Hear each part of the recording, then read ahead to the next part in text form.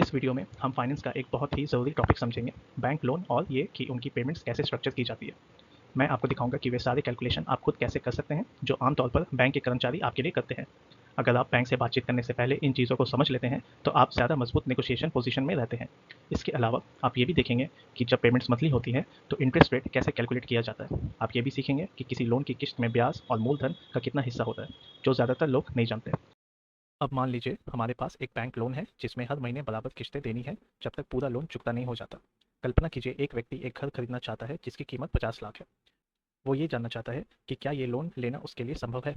कुछ दोस्तों से बात करने के बाद या फिर कुछ लोन के विज्ञापन देखने के बाद उसे पता चलता है कि मार्केट में ब्याज दरें 7.45% से लेकर 10.10% के बीच है। वो ये अपनी शुरुआती गणना के लिए 7.45% ब्याज दर मान लेता है। वो चाहता है कि ये लोन वो 10 साल में बराबर मासिक किस्तों में चुका दे। अब बड़ा सवाल ये है, 10 साल में लोन पूरी तरह खत्म करने के लिए उसे हर महीने कितनी फिक्स्ड ईएमआई देनी होगी। दैट मीन्स कितनी फिक्स्ड किस्त उनको देनी होगी।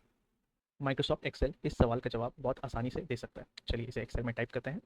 सबसे पहले लोन की अवधि, that means number of periods. 10 साल में 12 महीने होते हैं तो कुल 120 महीने होंगे। यहाँ पर 120 मैं लिख देता हूँ।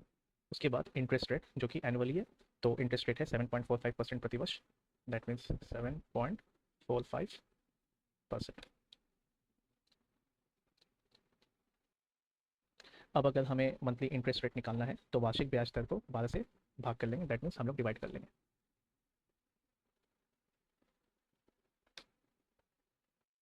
और अंत में लोन की राशि, दैट मीन्स लोन अमाउंट हम लोग यहाँ लिखेंगे जो कि 50 लाख है। अब हमारे पास सारे इनपुट है जिससे हम मंथली ईएमआई निकाल सकते हैं। एक्सेल में इसके लिए जो फॉर्मूला यूज़ किया जाता है वो है PMT, that means payment function. हम इसे फॉर्मूला बार में टाइप करेंगे और सारे इनपुट डालेंगे। पहले हम पीएमटी फंक्शन सेलेक्ट करेंगे, उसके बाद इंटरेस्ट रेट, फिर नंबर ऑफ पीरियड्स और फिर लोन अमाउंट। क्योंकि ये अमाउंट माइनस में आ रहा है तो यहाँ पर हम माइनस का साइन दे देंगे फॉर्मूला बार में। तो टोटल अमाउंट है 59,220.49। तो मंथली पेमेंट इसका है 59,220.49 और उसे हर महीने 59,220.49 देने होंगे, तो वो भी 10 साल तक, ताकि पूरा लोन चुक जाए। काफ़ी भारी मंथली पेमेंट है ना। अब चलिए थोड़ा और गहराई में समझते हैं। हर किस्त में कितना हिस्सा ब्याज मतलब इंटरेस्ट का है और कितना प्रिंसिपल का, और बचा हुआ लोन बैलेंस कितना रह जाता है। मैं यहाँ 5 कॉलम बनाऊंगा। सबसे पहले पीरियड, पेमेंट, इंटरेस्ट, प्रिंसिपल और रेसिडुअल डेट, दैट मीन्स बचा हुआ लोन।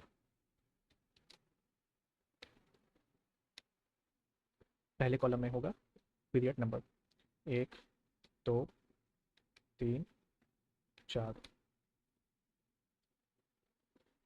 ऐसे करके 120 तक ले लेंगे।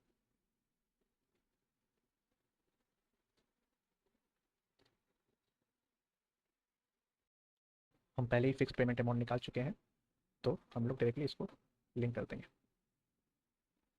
और इसको फिक्स भी कर देंगे। अब इस वैल्यू को बाकी रो में कॉपी कर देंगे ताकि हर महीने की एंट्री हो जाए।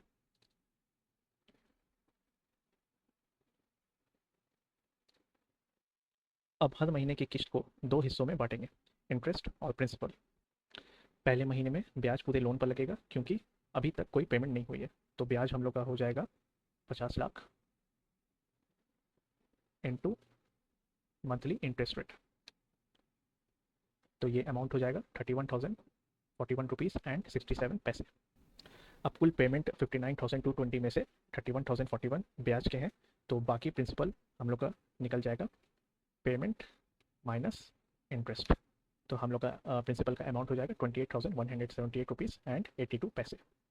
लास्ट कॉलम में हम निकालेंगे रेसिडुअल डेट, यानी कि पेमेंट के बाद अब कितना लोन बाकी रह गया है। तो सिंपल सा है ये, हम लोग लोन अमाउंट लेंगे माइनस जो प्रिंसिपल हम लोग का बाकी रहा। तो अब हम लोग का बैलेंस अमाउंट रह गया है 49,71,821 रुपीज़। अगले महीने में ब्याज पिछले महीने बचे हुए लोन पर लगेगा। हम वही फॉर्मूला नीचे की रो में भी कॉपी करेंगे। Interest equal to residual debt into interest rate. पहले हम इंटरेस्ट रेट ले लेंगे, उसको फिक्स कर लेंगे और मल्टीप्लाई बाई रेसिडुअल डेट, तो मेरा इतना अमाउंट आ जाएगा। उसके बाद हम प्रिंसिपल का अमाउंट कैलकुलेट करेंगे, जो कि पेमेंट माइनस इंटरेस्ट है। तो इतना मेरा प्रिंसिपल का अमाउंट हो जाएगा।